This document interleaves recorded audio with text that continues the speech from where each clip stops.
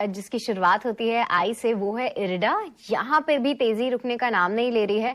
और गौरांग जी, मुझे याद है कि आपकी भी टिप्पणी थी इस स्टॉक पे, भरोसा था। और लिस्टिंग के बाद एक तरफा इसमें रैली हमने देखी। कुछ ही दिनों पहले कंपनी के ऑपरेशनल अपडेट्स भी आए और जो अपडेट्स दिए थे कंपनी ने, उसके बाद अब देखिए पिछले एक महीने में 28% की तेजी हम देख चुके हैं इस काउंटर में।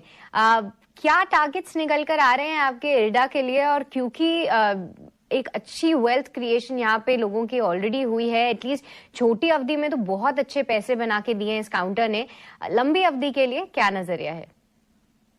सृष्टि, आईपीओ आया था तब हमने चर्चा करी थी आईरिडा के बारे में हमारे ही चैनल ईटी नाउ स्वदेश के ऊपर। और आईपीओ नोट द्वारा लंबी अवधि के लिए आईपीओ में निवेश की भी राय दी थी हमने।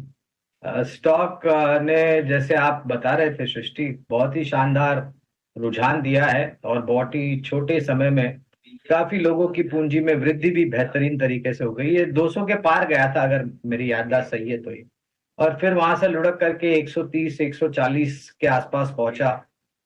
नीचे की सर्किट दो तीन लगी, ऊपर की सर्किट लगी दो तीन। जल्दबाजी अगर नहीं करनी है और अगर आपके पास पर्याप्त समय सीमा है, तो जो आप बात बता रही थी मैनेजमेंट के कारोबार की टिप्पणी को लेकर के, तो उसको हमने भी सुनी थी और हम बहुत ही प्रभावित हुए हैं। और मेरे ख्याल से जिस प्रकार से आने वाले समय में क्लीन एंड ग्रीन एनर्जी उत्पादन क्षमता जो हमारे देश में नई लगाई जाएगी, उसका वित्तीय सहायता जो हम कहते हैं वो ये कंपनी करेगी। और एक बहुत ही शानदार ऑलरेडी डिसबर्समेंट बुक इनके पास पहले से ही है।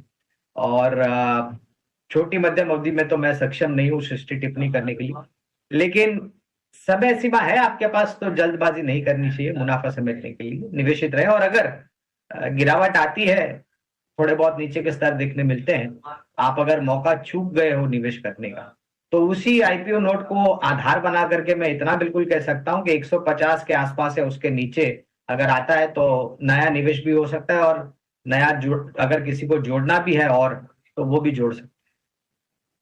तो इरिडा यहाँ पे भरोसा अभी भी कायम है, पर इस बीच